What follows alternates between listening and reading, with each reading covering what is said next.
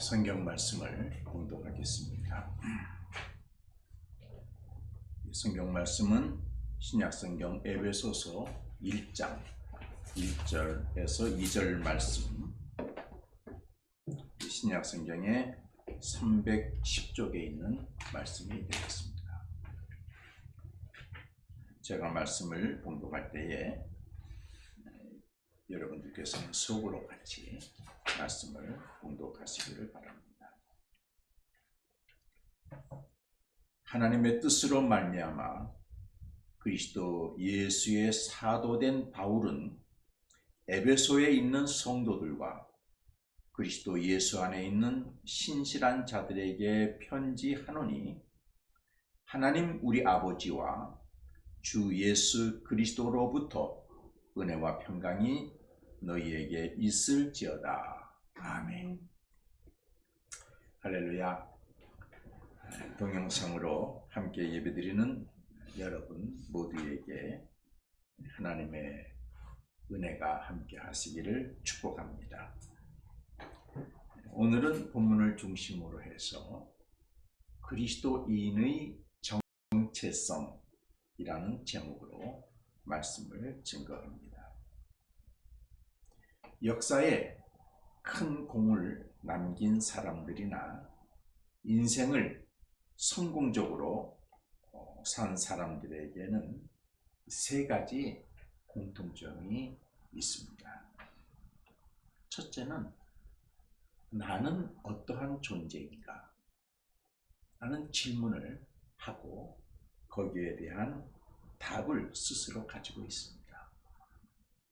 나는 어떤 존재인가? 라는 질문은 젊었을 때, 중년되었을 때, 노년되었을 때 그 질문의 답이 좀 다를 수 있지만은, 그러나 젊어서부터 그런 질문을 하고 답을 가지고 있다고 하는 사실입니다.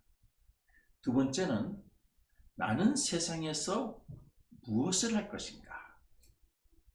내 삶의 목적은 무엇인가? 라는 것에 대한 질문과 답을 가지고 있습니다. 그리고 세 번째는 나는 어떻게 살 것인가? 삶의 방법에 대해서 스스로 질문하고 답을 가지고 있습니다. 이런 질문과 답을 가지고 인생을 사는 사람들은 어느 분야에서 어떤 역할을 담당하든지 성공할 확률이 매우 높습니다. 세 가지 질문에 대한 답을 어느 정도 준비된 사람을 가리켜서 자아 확립이 되었다, 자기 정체성이 형성되었다, 그렇게 이야기를 합니다. 자아 확립 또는 자기 정체성은 우리 발달 심리학적으로 보면은 청소년기에 형성되어야 한다고 합니다. 그러니까 청소년기의 발달 과제 중에 가장 중요한 것이 뭐냐? 자아 확립, 자기 정체성 형성입니다. 이때 자아 확립이 형성된 청소년들은 이것을 기초로 해서 자기의 인생 미래를 설계합니다. 전공을 정하고 직업을 찾고 또 그 자아 확립이 된 기준에서 친구를 만나고 이성도 만나고 또 배우자도 꿈꾸고 그렇습니다. 사람이 자기 정체성을 가지고 인생을 살면은 내 주변 환경이 열악해도 인생 만족도 또 행복 지수가 높게 나올 수가 있습니다. 그리고 미래를 향해서 끊임없이 도전적인 삶을 삽니다.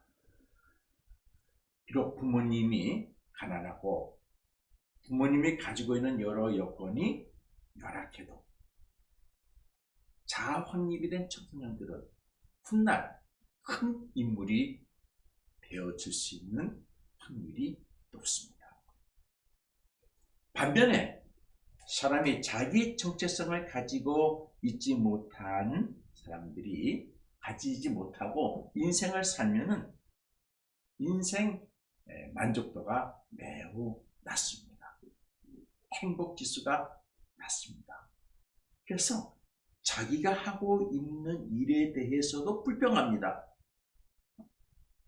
내가 뭐 이까짓 건 내가 뭐 이렇게 얘기를 합니다. 공부하다가 전공을 바꾸기도 합니다. 어렵게 취직했는데 얼마 안 가서 취직한 곳을 때려치고 다른 데 또 이직하기도 합니다. 만나는 친구는 많아도 속을 털어놓고 하나 되는 친구는 별로 없습니다. 왜? 내가 준비가 안 돼서 그렇습니다. 자아 확립, 자기 정체성이 정리가 안 되니까 준비 안 된 상태에서 만남이 진정한 만남이 되지 않는 것이지요. 여러분, 정체성이라고 하는 것은 우리 사전을 찾아보면 이렇게 설명하고 있습니다. 어떤 존재가 가지고 있는 본질, 그것을 정체성이라고 합니다. 그러니까 사람의 정체성은 사람이라고 하는 나 김병국 내 안에 가지고 있는 본질, 그것이 나의 정체성입니다. 그러니까 껍데기는 내가 만들어낼 수 있어요. 그러나 내 안에 있는 본질은 하나님 주신 그 심성은 만들어내지는 못하는 거죠. 내가 만들 수 없죠. 그것이 정체성. 우리 자기 정체성이란 단어를 쉽게 이해하려면 직장에서 신분증으로 사용하는 아이디 카드로 설명할 수 있습니다. 요즘 학생도 학교 입학하면 아이디 카드를 줍니다. 회사에 취직하면 아이디 카드를 줍니다. 이 아이디 카드라고 하는 이 카드, 아이덴티 카드라고 하는 건데, 이것은 학교나 회사에서 나의 존재와 나의 직임을 증명해주는 카드입니다. 신분증이죠. 그래서 많은 영역에서 나를 대신하는 카드로 사용이 됩니다. 요즘에는 이 아이디 카드에 신용카드까지 넣어서 준다고 합니다. 그래서 그걸로 차도 타고 물건도 사고 신용대출도 받고 또 다른 나의 분신이 있죠. 이 아이디 카드라고 하는 단어는 아이덴티티 카드, 신분증명서의 약자입니다. 근데 여기서 사용되는 아이덴티티라고 하는 영어가 바로 정체이라는 단어입니다. 그러니까 어떤 존재의 본질, 그것을 구명하는 성질, 그것을 우리 정체성입니다. 그러므로 자기 정체성 또는 자아 확립이 됐다는 것은 그 사람은 나는 어떤 존재이고 나는 어떤 살 것이다 라고 하는 것이 정리되어져 있다고 하는 것입니다. 여러분, 우리 예수님은 자기 정체성을 세상에 구체적으로 알려주셨습니다. 첫째, 예수님은 자기 존재에 대해서 분명하게 말씀하셨어요. 뭐라고 말씀하셨어요? 자기 본질에 있는, 예수님의 본질에 있는 그것을 분명하게 말씀하셨는데 뭐라고 말씀하셨느냐 하면은 나는 길이요 진리요 생명이다. 나로 말미암지 않고는 하나님 나라 갈 수가 없다. 그렇게 말씀하셨습니다. 자신이 곧 하나님을 만날 수 있는 유일한 말씀하셨어요. 나는 그런 존재다. 그렇게 말씀하셨어요. 두 번째, 예수님은 세상에서 내가 무엇을 해야 할지를 또 분명하게 말씀하셨어요.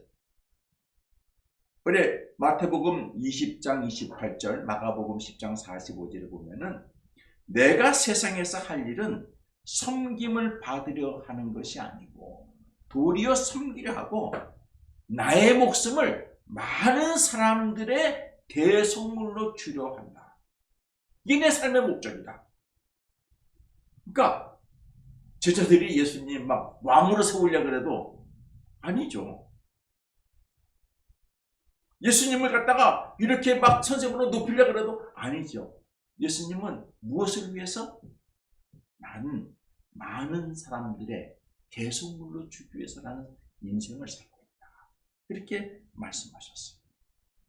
대속물로 주려 한다는 것은 모든 사람의 죄를 대신해서 내가 대신 죄값을 치르겠다고 하는 말씀이시죠.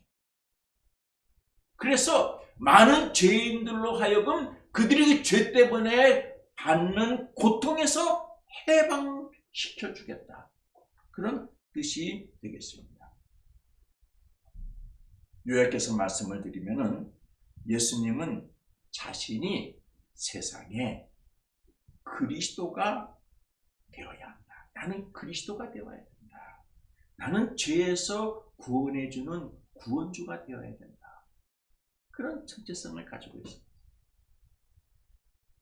어떤 자식은 그렇죠. 그래요. TV 보니까 엄마가 많이 아파요. 그러니까 자기가 그러더니 나는 의사가 될 거야. 그래서 아픈 엄마를 고쳐줄 거야. 난 의사가 될 거야. 삶의 목적이 있어요. 삶의 목적이 있어요. 자기 정체성의 한 부분이죠. 예수님은 나는 대속물이 되어주기 위해서 나는 인생을 산다. 그리스도가 될 것이다.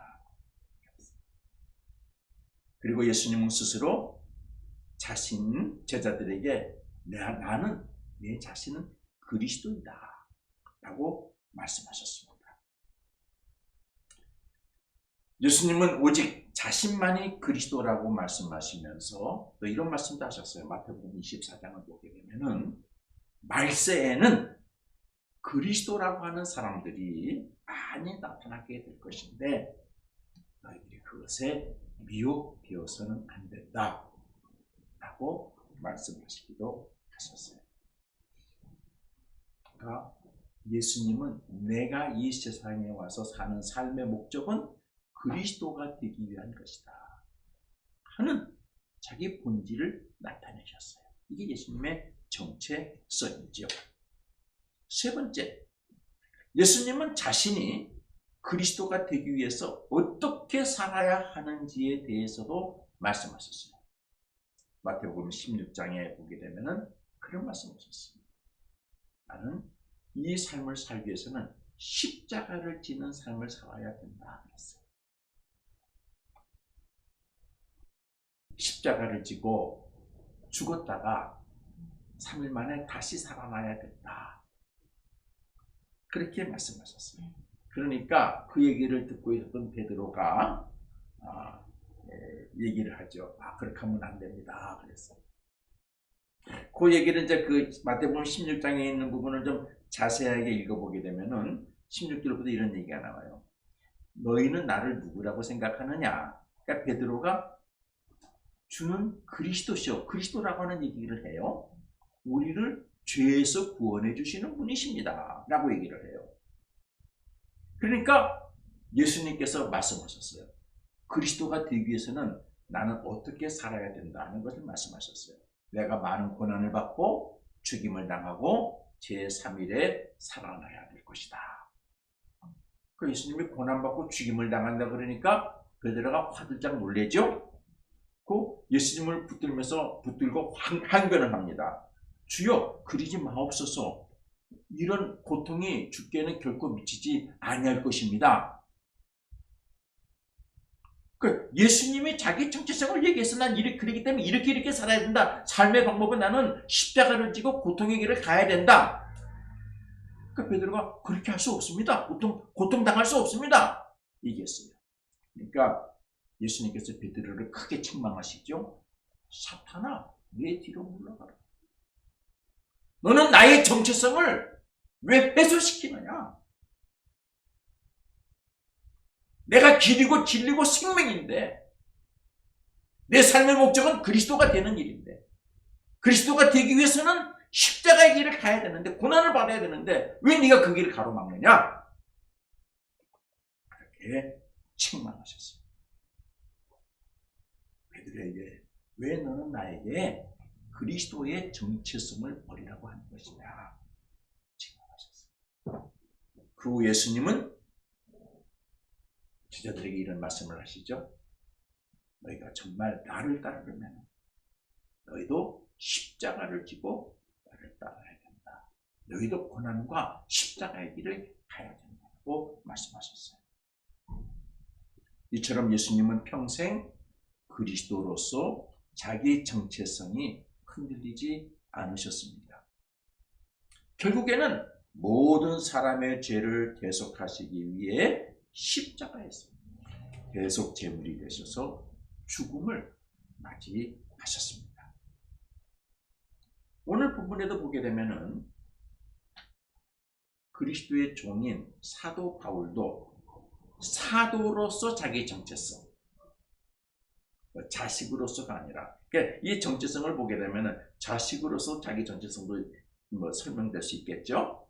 근데 바울은 사도로서 자기 정체성을 가지고 있습니다. 오늘 본문은 그것을 표현하고 있습니다.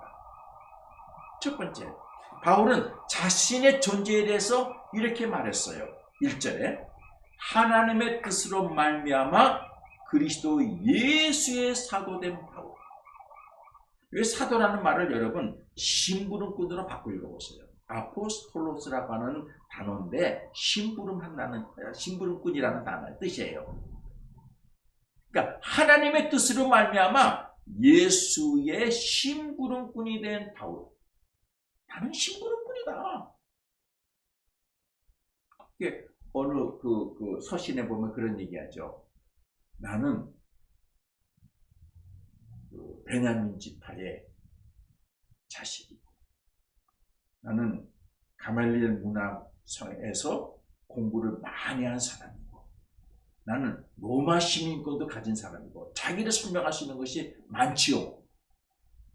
그런데 바울이 오늘 여기서 자기 정체성을 얘기할 때 내가 시민권 가졌다, 돈 많다, 뭐 배웠다 이게 아니고 나는 예수님의 신부입니다. 난 예수님의 신부입니다. 이게 바울의 자기 존재예요. 존재를 드러내는 자기 정체성이에요. 그리고 내가 예수님의 신부꾼이 된 것은 내가 하고 싶어서 한 것이 아니라 하나님의 뜻으로 된 것이다. 하나님의 뜻으로 사도가 되었다. 하나님의 계획과 하나님의 뜻으로 사도가 되었다고 말합니다. 그리고 두 번째, 바울은 자신이 해야 할 일, 목적에 대해서 말하고 있죠. 나의 목적은 무엇이냐? 그게 뭐라 그랬습니까? 2절에 하나님 우리 아버지와 주 예수 그리스도로부터 은혜와 평강이 너희에게 있을지어다. 굉장히 큰 얘기입니다. 이게 무슨 얘기냐? 내 삶의 내 사도로서 내가 하는 이 목적은 모든 사람에게 그리스도의 복음을 전해서 모든 사람이 그리스도의 은혜와 평강을 누리게 하는 것이다. 모든 사람이 하나님이 주시는 그리스도로부터 주시는 은혜와 평강을 누리게 하는 것이다. 내가 복음을 전해서 복음을 받은 사람으로 하여금 하나님과 그리스도로부터 주시는 은혜와 평강을 누리게 하는 것이 내 삶의 목적이다. 사도의 목적이다. 그렇게 말했습니다. 여러분, 은혜와 평강은 복음을 믿는 사람에게 나타나는 현상이죠. 은혜가 뭡니까? 하나님의 값없이 주시는 선물. 내가 뭘 하려고 그러는데 내가 부족해요. 어려워요. 힘들어요. 근데 하나님이 그 일을 이뤄낼 수 있도록 나에게 값없이 선물을 주시죠. 어떤 사람에게는 건강을 주시고, 어떤 사람에는 물질을 주시고, 어떤 사람에는 용기를 주시고, 다시 기회도 주시고. 그래요. 땅의 것 때문에 두려워할 때 하나님이 나에게 평강을 주세요. 평강이 뭡니까? 두려운 문제가 해결됐다는 얘기죠. 걱정의 문제가 해결되었다는 것이죠. 네? 미래에 대한 걱정이, 미래에 대한 암묵한 것들이 다 해결됐다는 것이죠. 이게 평강이죠. 그래서 나는 사도로서 예수님의 신부름꾼으로서 복음을 많은 사람들에게 전해서 너희에게 은혜와 평강이 있게 하기 위해서 나는 그렇게 한다. 이게 내 목적이다. 얘기했어요. 바울은 이 목적을 달성하기 위해서 어느 교회는 칭찬합니다. 갈라디아 교회는 칭찬. 데살로니가 교회죠. 칭찬하죠. 너에게는 그쪽 지방의 모든 지방에 있는 사람들보다도 교회보다 너희가 참 본이 되고 있다. 또 어떤 교회는 책망도 해요. 어떤 교회에 대해서는 너희들이 은혜와 평강을 온전히 누리기 위해서는 성령의 도움을 받아야 된다. 알려주기도 했습니다. 그리고 바울은 자신에게 얘기하죠. 하나님이 주신 이 삶의 목적을 내가 거역하면 하나님으로부터 큰 화가 임할 것이라고 하는 두려움을 가지고 있다고 얘기했습니다. 고린도전서 9장 16절에 보면은 내가 복음을 전할지라도 자랑할 것이 없으면 내가 부득불 해야 할 일이라. 만일 복음을 전하지 아니하면 내게 화가 있을 것이다. 그런 두려움을 가지고 나는 이 일을 행한다라고 얘기했습니다.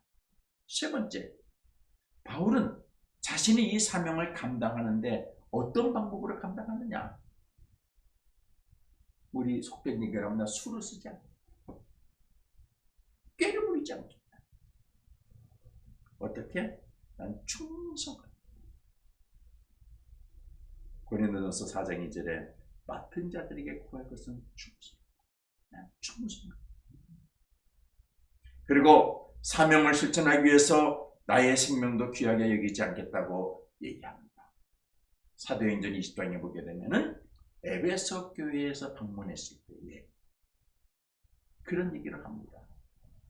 당시에 거기에 있는 많은 신령한 사람들이 바울에게 예언을 해주죠. 선생님, 예루살렘에 가시게 되면은 큰 어려움을 당할 것 같습니다. 환상을 봤습니다. 예언을 들었습니다. 바울이 뭐라고 얘기합니까? 내가 달려갈 길과 주 예수께 받은 사명, 곧 하나님의 은혜의 복음을 증언하는 일을 마치려 하면은 나의 생명조차 조금도 귀한 것으로 여기지 않겠습니다. 나는 내 생명이 손상을 받아도 난 그 사명을 감당하겠습니다. 그렇게 하겠습니다. 그런 방법으로 나는 모든 일을 하겠습니다. 이처럼 바울과 예수님의 제자들은 사도로서의 정체성을 가지고 맡은 사역에 충성했습니다. 그래, 주님의 일 맡은 사람들은 누구 보이기 위해 사는 거 아니에요. 자기 만족을 하는 거 아니에요. 그 사명을 감당해서 복음이 전해지는 곳에 은혜와 평강이 임하기를 위해서 충성하고 생명도 아끼지 않냐는 그런 자세를 가져야 됩니다. 바울이 그렇게 했습니다. 결론으로 들어갑니다. 그리스도인으로서 정체성을 가지고 믿음 생활을 해야 합니다. 오늘의 제목이죠. 그리스도인의 정체성. 그리스도인으로서 정체성을 가지고 믿음 생활을 하면 어디에서든지 어떤 경우에서든지 하나님의 권능을 받아서 하나님의 권능이 나타나는 복음 전파자가 될 수 있습니다. 그리스도인으로서 정체성도 똑같이 세 가지 관점으로 설명할 수 있습니다. 여러분, 그리스도인의 정체성이 무엇일까요? 그리스도인의 정체성. 첫 번째, 그리스도인으로서의 존재가 무엇인지를 알아야 하죠. 그리스도인의 본질이 뭐냐? 그것은 첫째로 예수 그리스도의 은혜로 내가 죄에서 용서함을 받고 죄에서 해방된 존재임을 알아야 되는 것이죠. 나는 죄에서 해방된 자다. 죄의 굴레에 속해 있지 않다. 나는 죄에서 해방된 하는 것이죠. 그리고 나는 하나님의 사랑으로 하나님의 자녀로 인정받는 존재. 내가 비록 세상에 살지만 난 하나님의 자녀다. 전능하시고 창조주이신 하나님, 권능의 하나님의 자녀입니다. 난 하나님의 은혜와 축복을 받고 사는 존재입니다. 이게 그리스도인의 정체성이죠. 또 나는 하나님의 영이신 성령의 보호하심과 도움을 받는 존재입니다. 하는 것이죠. 여러분은 하나님의 자녀입니다. 하나님의 성령으로 여러분을 도와주시는 걸 믿으시기 바랍니다. 하나님이 여러분에게 지혜와 권능을 주셔서 그 하나님이 주시는 지혜와 권능으로 세상에서 모든 사람보다 존귀한 자로 세움받는 자로 되어진다는 걸 여러분 아시기를 바랍니다. 내가 어떻게 해야 될지 알지 못해.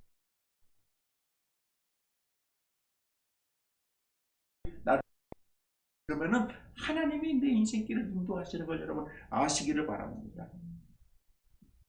여러분 하나님의 자녀이기 때문에 하나님께서는 성령을 통해서 여러분을 악한 세력으로부터 늘 지키시고 보호하고 계시는 걸 아시기를 바랍니다.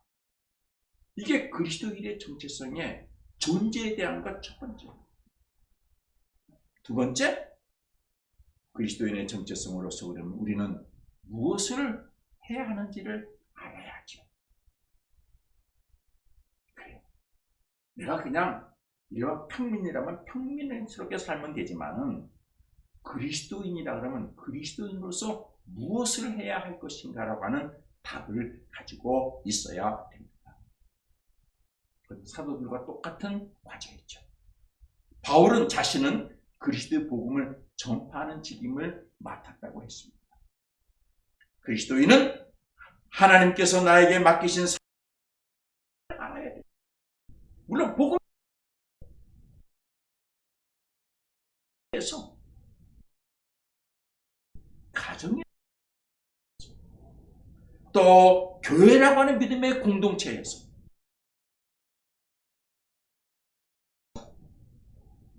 또는 나에게 뭘 하라고 말씀하시고 계시거든요. 그러면은 내가 그리스도의 복음을 전파하는 책임을 맡고 있는 내가 무엇을 할 것입니까? 가정에서, 직장에 내게 주신 재능을 가지고 이게 그리스도인의 정체성. 두 번째, 마지막 세 번째, 그리스도인으로서 하나님이 맡겨주신 책임을 어떻게 실천하는지를 알아야 합니다. 앞에서 바울의 예를 들었습니다만은 똑같습니다. 충성해야 됩니다. 여러분 충성하셔야 돼요. 이왕 맡으셨으면은 충성.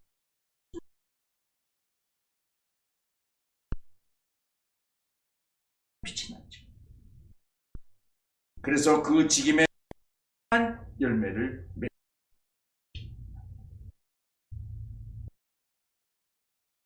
맺겠어요. 우리를 통해서. 우리가 안 하면 딴 사람 쓰세요.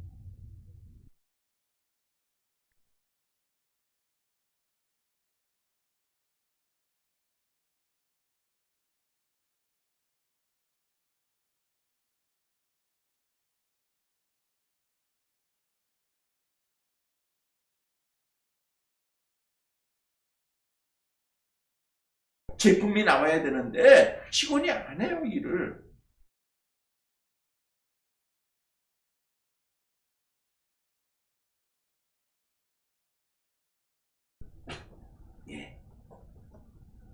그리고 두 번째는 하나님이 주시는 지혜로 해야 합니다. 지혜가 부족하면 하나님께 기도로 지혜를 구해야 합니다. 하나님으로 행해야 합니다. 그래야 그 열매가 온전할 수 있습니다. 내일이면 방법을 할 그러나 하나님의 일이기 때문에 방법 하나님으로 해야 합니다.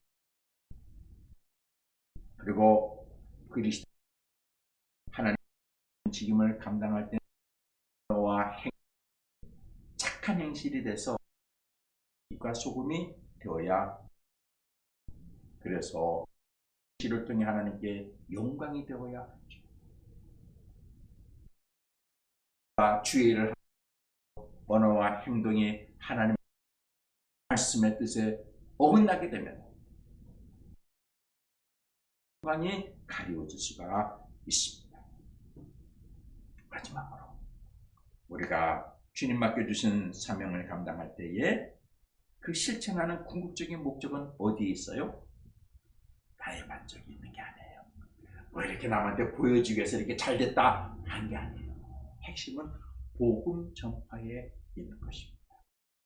복음 전파에. 우리가 광동에 해림동산이 있잖아요. 해림동산을 아름답게 가꾸는 궁극적인 목적이 어디에 있습니까? 복음 전파에 있는 거예요.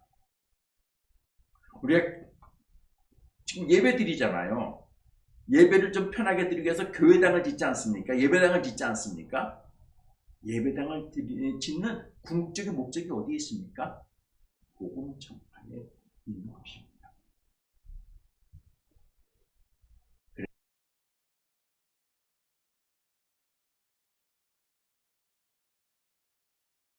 나라의 모습을 하나하나 만들어 가야 되는 것입니다. 우리 해림교회와 교우 여러분, 우리 믿음 생활 하셔서 우리의 믿음 생활의 실천 현장이 복음 전파의 자리가 되고 하나님 나라가 되는 놀라운 역사가 이루어지기를 바랍니다. 기도하겠습니다. 하나님,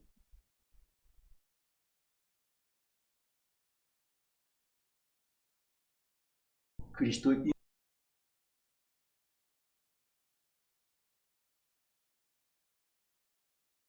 하나님의 택하신 백성이요 하나님의 권능을 이 땅에 나타내는 존재인 것을 고백하면서 내가 세상에 복음 전파해야 될 사명을 가졌음을 알고 말씀에 순종해서 하늘의 뜻을 이 땅에 펼쳐나가는 해림교회와 해림교회 모든 교우들이 되게 해 주시옵소서. 예수님의 이름으로 기도드립니다. 아멘.